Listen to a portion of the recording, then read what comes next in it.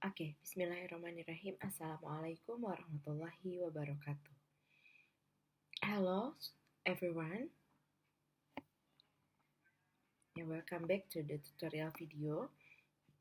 In this video, I will inform you something about respiratory system counseling. As you can see in your preliminary assignment, you can find any two kinds of the respiratory system disease, any infection disease and the other one is non-infection disease. So I will give you the general important thing or important point that can be asked to the patient or can be informed to the patient about the respiratory system. Okay, let's start. Yeah, before we talk about the important things or the important point that have to be asked or have to be informed, I will remind you about the respiratory disease. Respiratory disease is a type of a disease that affect the lungs and other parts of the respiratory system.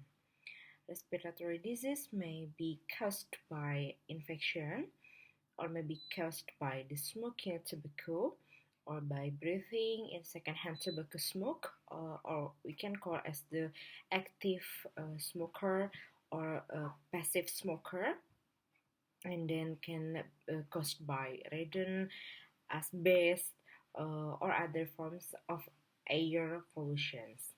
Yeah, and anything that in air pollution that can be infect or can be entered to the pulmonary, yeah, that's maybe can lead to the respiratory disease.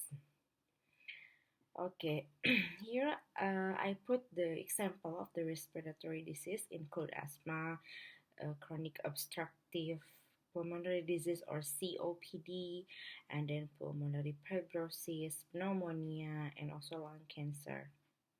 Yeah, but for the detail, you can see in the next slide. This is the type of the respiratory disease, as I mentioned before. Any infection types and non-infection types. For the infection type, you can classify it as upper respiratory disease and lower is respiratory disease or respiratory infections. For the upper respiratory infection, the example is like common cold, sinusitis, tonsillitis, laryngitis, or maybe pharyngitis. And for the lower respiratory infection, the example is bronchitis, bronchiolitis, pneumonia, and also tuberculosis. Yeah. For the non-infection, the example is asthma, cancer, and then pulmonary hypertension. Or maybe you can search more from here. Yeah, I mean you can search more and more beside this example in our tutorial video. Okay, in the case study of the preliminary assignment, the case is about the asthma and then the tuberculosis. Yeah. Okay. Actually, the point that important to be asked in the respiratory disease, just a little bit point, but from this point you have to break down more and more, and you have to write a detailed question. Yeah. Okay, the first point that have to ask from the patients is the allergic history. The allergic history from the patient or maybe the family. Yeah. The allergic include food allergic or maybe another allergic condition like dust allergic or maybe cold weather allergic, and then also from the drug. Yeah, mostly the drug allergic is caused by the antibiotics. And then the second point is the patient hygiene. Yeah, please ask the patient how the history of the patient to keep the hygiene or to keep the cleanliness. Not only from the individual hygiene, but also ask about the environment. Maybe the patient work in the environment that can produce more pollution, air pollution, or maybe from the family, any another um, family that have same sign and symptom, or maybe have another respiratory disease. Yeah, please ask the patient hygiene. Yeah. And then the third important point is smoking history. Please ask to the patient, is he or she have are is he or she is the active smoker or maybe the passive smoker. So to ask about the passive smoker, of course you have to ask about the family history of the smoking.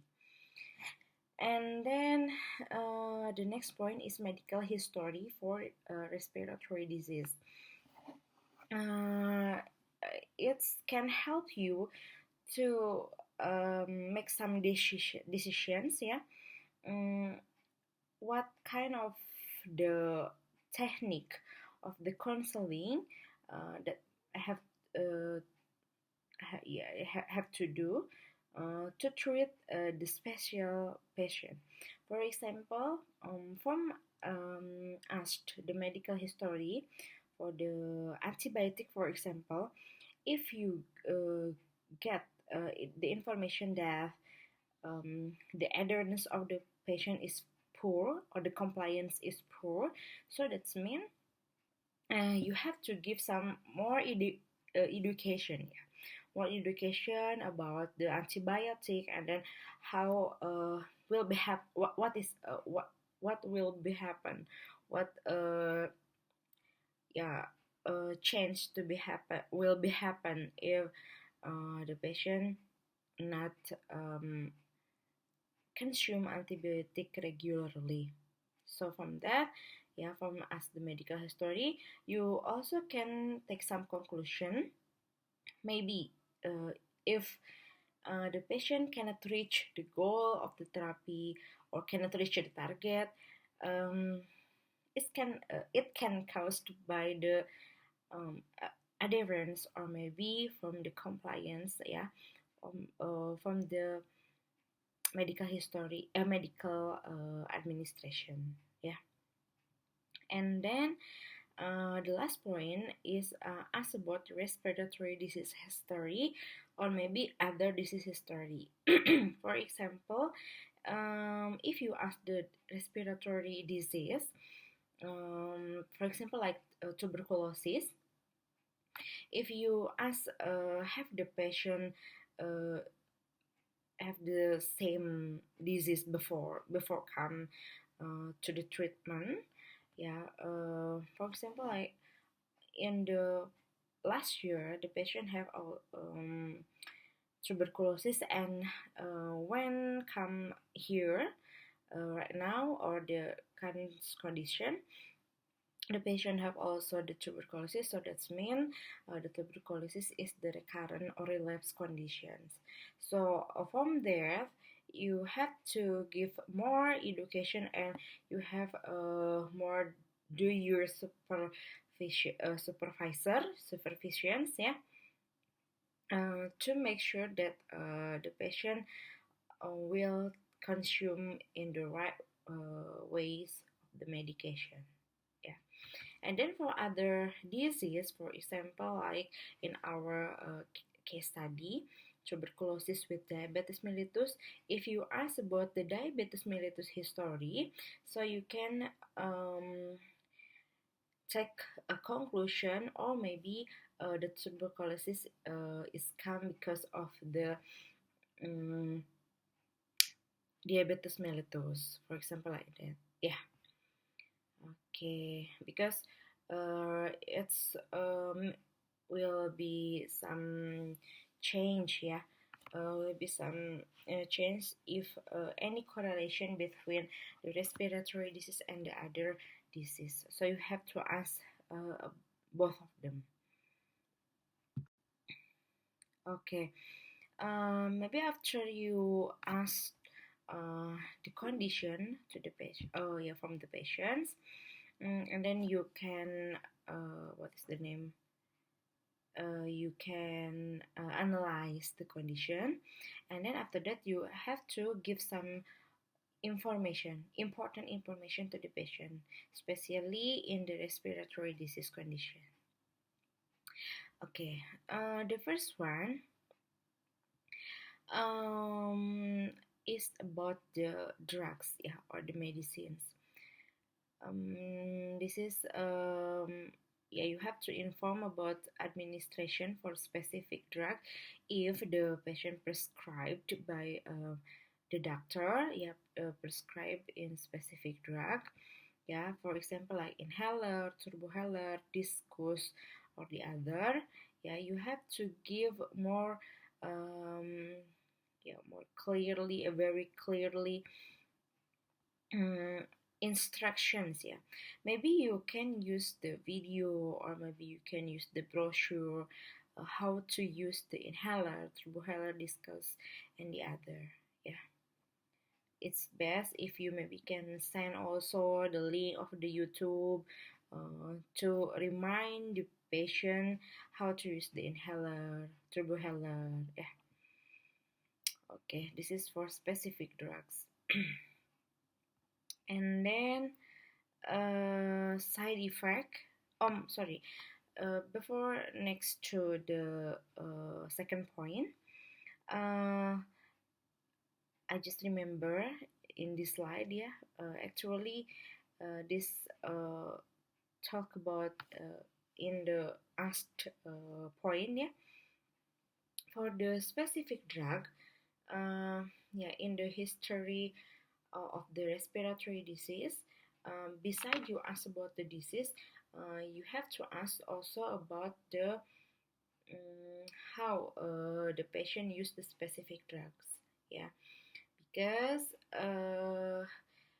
it will be a change, yeah, it will be some contribution why the patient cannot reach the goal of therapy, yeah. For example, like the patient forget how to use the inhaler properly, or maybe yeah, the patient cannot use in the right way gitu ya, of the inhaler or turbohaler. It's will be some contribution, yeah, why the patient cannot um, reach or cannot get the goal of therapy, yeah. Okay, back to the some important point that have to be informed. The second one is the side effect and the treatment. Please give the information about the side effect and the treatment, yeah, because if any side effect that cannot be tolerant by the patient, it will lead the patient to stop, yeah, to use the medication, and uh, it's still best condition if the patient stop and then confirm or report to the physician or maybe to the pharmacy. But how if they just stop by themselves gitu ya. So um, informed side effect and then how to treatment is the best way, yeah, to avoid adherence and to avoid failure of the medications, yeah. Okay, the third important point is antibiotic administration. For example, the detail of the antibiotic administration is the duration, and then the right dose before or after meal is best.